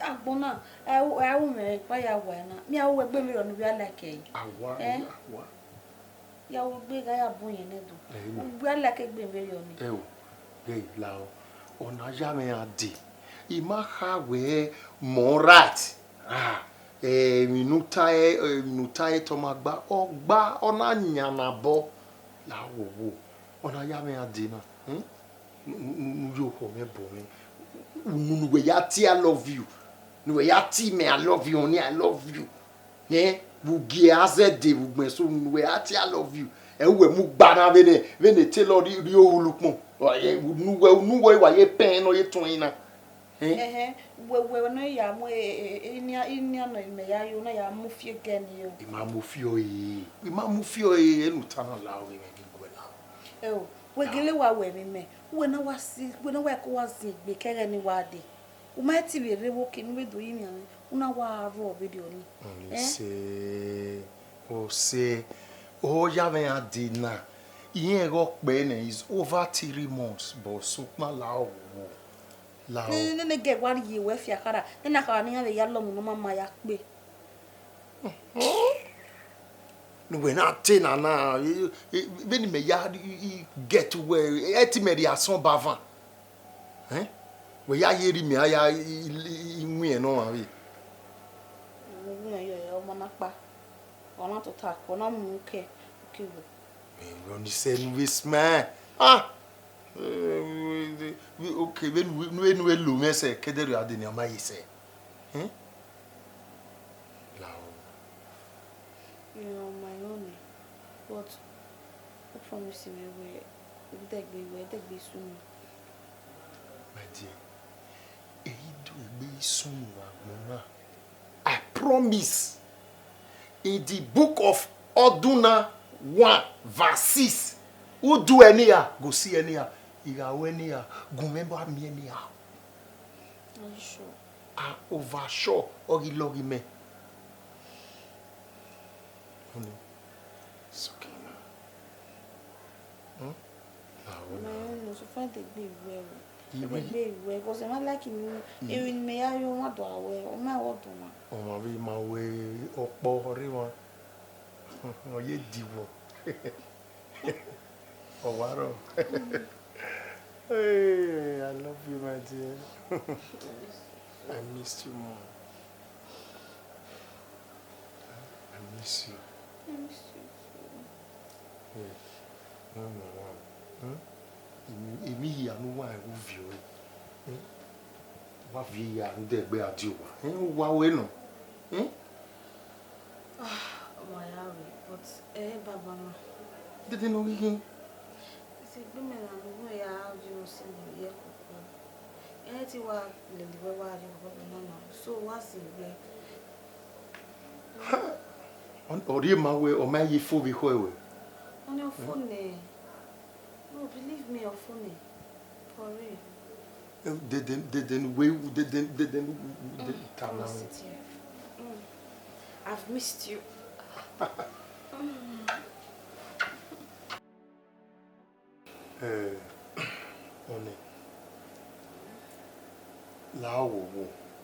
When no adioba. What's mo pare ire ai se me ai yowa. Emi be di karajo ne emi ya we mane We had your one and Magbado, Nabado, Sonia Migbe, Wamagwere. Only we no come down, sing be yare. Yare, we can't see me so coconut yare. So just calm down. They can why yare. They can why yare na.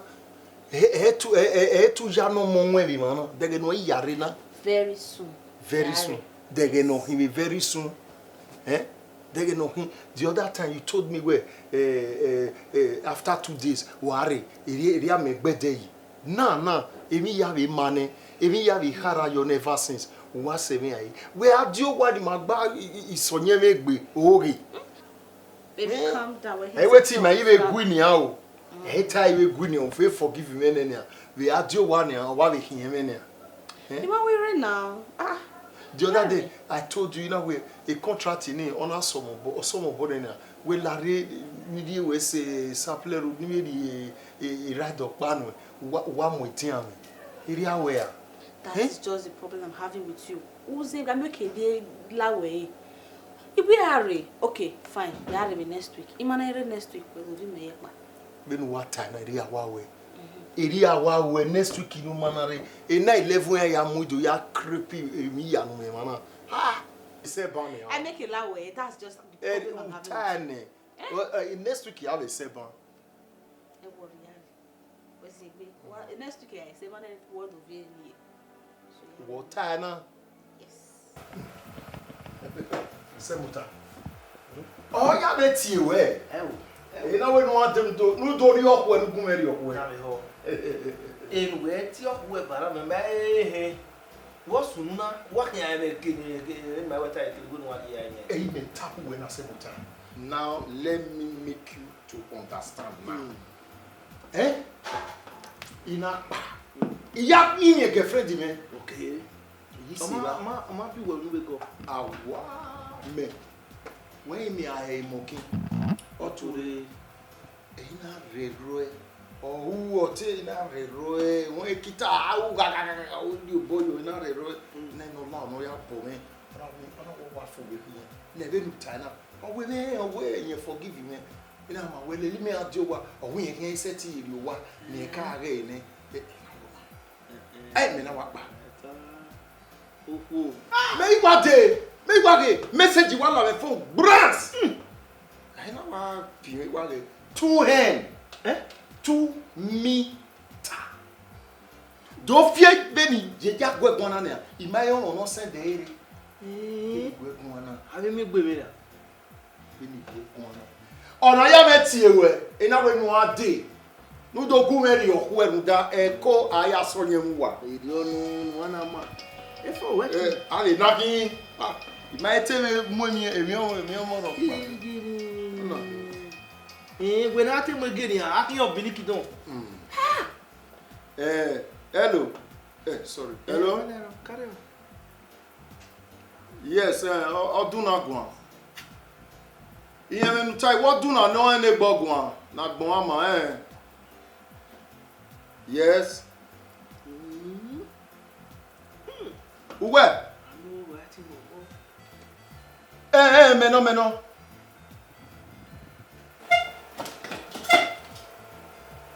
Okay. Oh, my Wese. Sabota. Oh, we can Guess what? What more if what did we also low video? A contract in the Gatama wedding. A man not everywhere. You may not parry out. You know, contract me. 3 million man. Or Timena. I will be master. Or when it lao woo. Nilawe, Cadere are the Imagine being Nilao that a contract in the team material. It was 5 million. Now, Nia take a disappointment. You 5 million, but it's not 10 million. Okay, yeah, wherever the phone ring. Or 10 million. Here, give me. I queen you when the law near the Gui, you made no 10 million. Gay, on the hotel, bounce back. Gay, Asemuta. Gay, if no was soon. Mammy, who wanna, if Palona, why no one, why bone, no echo. How will I give ban? I got it here, what tell you. Oba na do tu me. Imana kama na wo to wan ge di yo design ni total. You know. Gay. I moto ni me ade. Me a fiagbera ma esun fo na begbe. Moto ni me ade. Oduna. Then we are nyanya elu agbe amu. Ni se ka do ye na was one no rebi no one nebuti e babo. No kai we akwe. Eri hia we hia o na me musa aba no ye tini. Mami amisa. Ma wo me me. You could not spend money.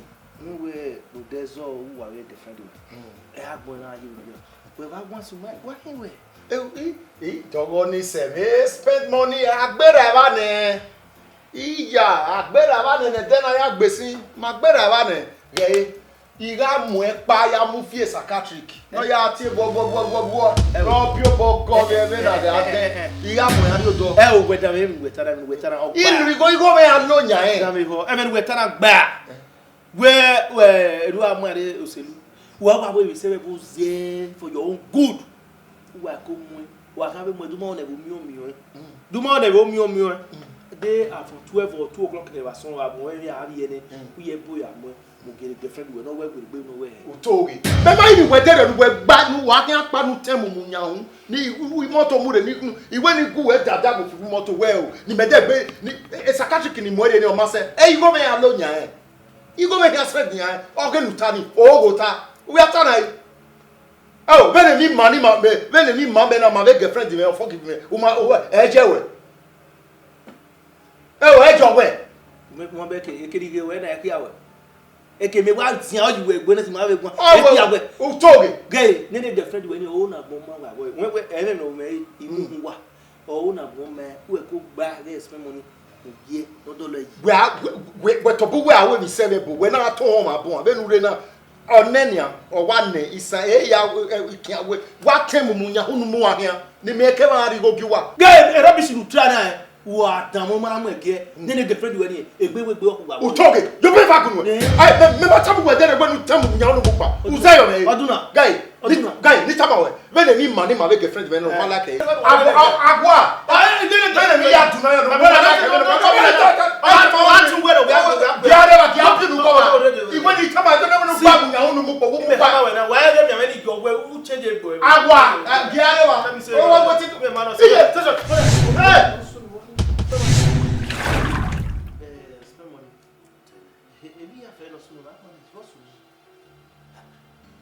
Ebi me wa jire o we mi ya na e. Oi we igi lele na o wa. Ona we ya ri anya me. Na kama we eniki e yu. Ona ya la dia. O gi la dia na obi ekugbe. Ona ke no pa be ime. E na mo regbe. Ni wa ga boto. E ba be gi em na o se. E do ge na ri ori ona. My baby travel man. What's it? No, we be sent a road where it is now wedding. You know something that when it can happen to anybody. So, everyone want to be near. What did he here? Oku will be no level now. Hey, my brother, Oku will be now. Ah, you go away. You know, my brother. Ughegbe no so that spend money. Maybe we are very cool na advantage we na the opportunity. Why am we with Benin? Go get wa. Awe cool na me eno si abia no bia. When we are very cool na you know, a chance. We are ready to am I in the beer? Nobody knows if no so work where. O sabwe gado mi ban where Obedo set. Ezo we mama ne run you. We reverse back to your former life of poverty. Me you gwa bio. Igide by gwa bio. What I see. Larry spend money. Asebuta. O vemen why vana why enemy of progressing him. So when ni ma de na Bene ni ina mana. Igo ya harala makati taka. Komane ri wifi yo. Oni me. We na we ni me. Ni udawi e wa bu me na. Ni pa ni ya gbo Ughegbe. Ow, Egba inu wa. When you will never wear. The assurance we may offend one day. Okay. When are you offended now? We need do you be back in a way. Don't hear ya. Email when you made it. Oh, what did I want? Ughegbe to work. Spend money. Baba. Oh, who men when roy my value? You know, give him a loan. Last from what's working. Ma, no, mo zo wata. Wa do wulema, wo ka gbe me. Kuri agi ma fi o wota. No was we Na o ka gbe me. Away no one my boss. No. Ma toy ma be ti unu ne. Wa be ti ta ni gwogwe. Then you are not trouser me. Oh, what you were at trouser we ti adobe no. La the work in me akpa na me give me. Ko ni e wa yo. We back. Ni ya go Ughegbe. It's okay. It's okay. You will be here. Oma. Bẹ́ẹ̀ni yan. Gay, ave ni mi o progress. Ni ya go Ughegbe. Ate Ughegbe. Nonsense. Yan ate Ughegbe. Nonsense. Ni ya iva. Eget ma me ve no ka ege oduma. Owo ma ṣe o. O ma ṣe o.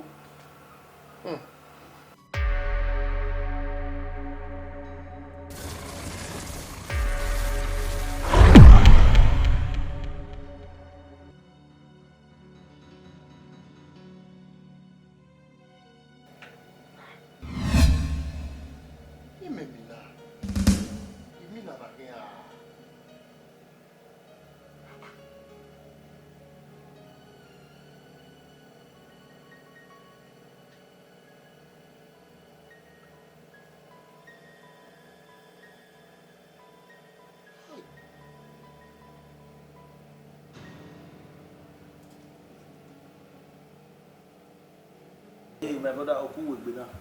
You go you know, my brother. Ughegbe no so that spend money. Meanwhile, where you could advantage where I know the opportunity. Why am Ughegbe ni? Ogewa. Awe could any no see a bien bia. Meanwhile, where you could not you know, a chance. You are ready to be nobody knows if you also work where. Osabwe gado miegba where Obedo set. Ezo Ughegbe mama ne run you. Who will reverse back to your former life of poverty. May you go up you get by what? Where all when you wear more. Gokpa or Hiameti Gok Ughegbe ni. Walk be away or my very raw. No, he met you go away. Mopa. Ujaji we Igajonia. Here you can make it then. Or where me way. Any rope by soon. We no time. Oma. Igajo.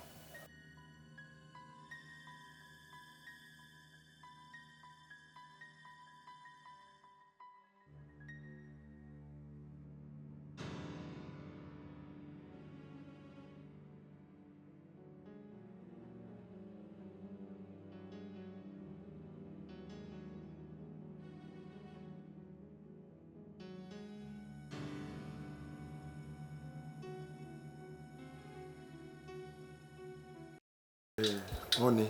Yes, babe. La wo. Mamie o ma no tiri to go Ughegbe now. Me. Mogie. Baba na ni ave ni me Ughegbe na ne. Egbe ra en. Oh, Beran. Egbe wa ra en is just doing okay now.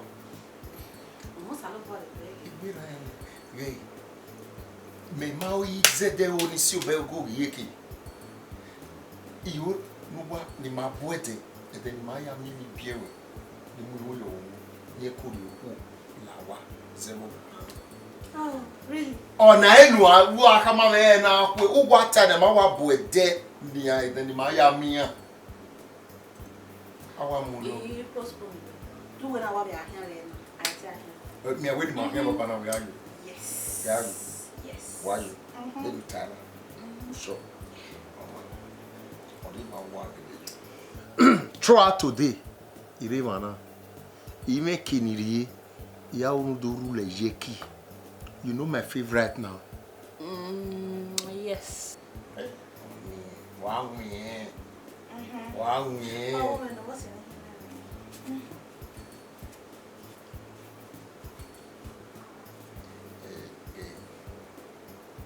When you like it. What have you had a bit of time? Wow, mommy, a gillian back on me at your back on. They walk away. Me whatever, okay, now you make it. I'm here. Yes. Yeah, what we learn. How you choose? I learn. I do. Give me a book. My lord. Alright, see you later. 12. Yeah, no 12 later. Make carry. I love you. Okay. Bad girl.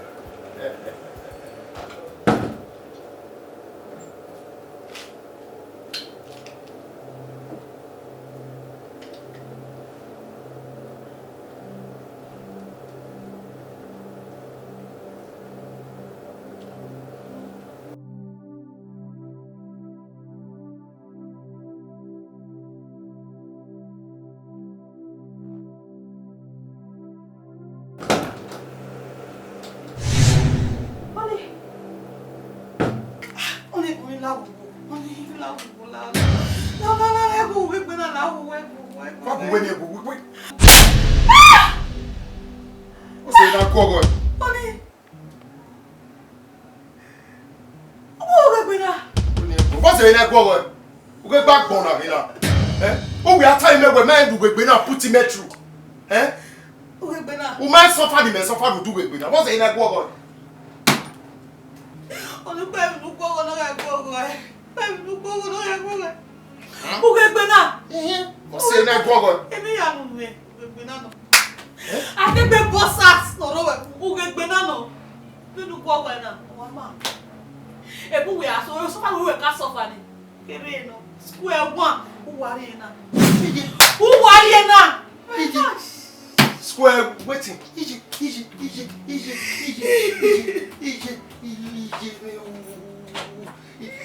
y a des tape ni ya mama. Ni ya te comme ni. E ga iko. E ga kom. E kwa go me. Ije o. Wow. Ije. Back to square one. Ughegbe pa mi ya iwo emi ya pa. Mo so mana kata mami. Mo se nu mana kata mami. De lu ga mu le lebo.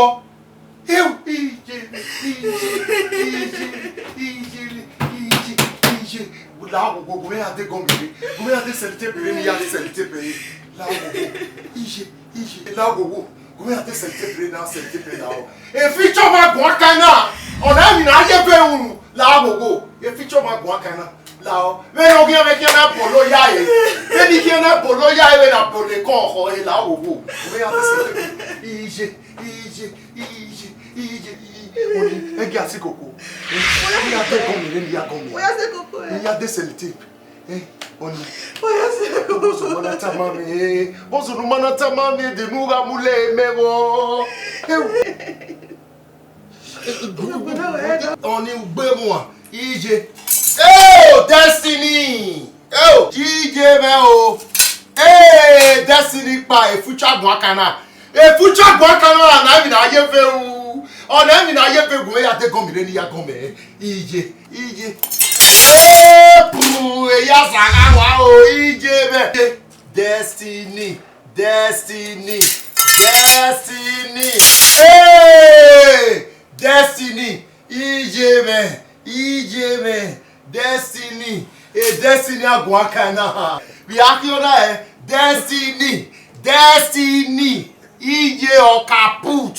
Destiny kaputo ije oso bana kata mami uno wa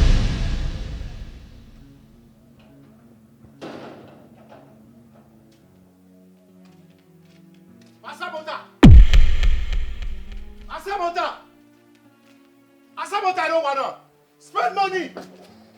Dale, Asabota bo. Why fagba? esu no fofa keke we su neku wa ade abo e be wa wese ori e magu gwa e fa o esu no re da gbon me gwa e fa na Gbe ko do to ya ku mango mama. igbe ko do to wa na bu mo de Ughegbe ni igoro enenia Good. igbo Ughegbe ne Keke we have go. Iba bo fiekun le luwa ifa igbo Ughegbe enenia awe talk yan ade gbe go back to square one Se gbe but e ba ya fe kerujo ya fe no ba. go. Yete we miro no go go. oh me ma tam gwa de ro go igbo Ughegbe na wa gbe me ni go go ya go enia Owute u be igi kwa le enia ya ma mu Ughegbe e ma mi e ede ro ma we ku Uwe. eh ma ya pa But we know you know at least we have a team masha be dame. na we de gberi wo de gbe akin na Ya jere go ka ya su seri. Na akele ra kele ni.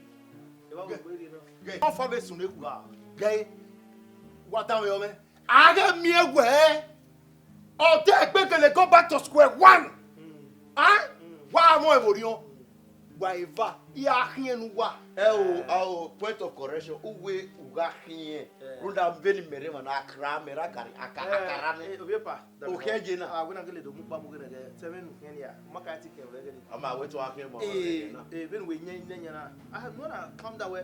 Na koko ge egwe fe wo. wa ge de gbe de wa ge gedi we for No, ben we na we ida we ho bia na we ida we boku. Me de ni no ta ba. Ma when we dey re we ade you. hey o salo bo amena o gbelu wa ifa Dey man na offend.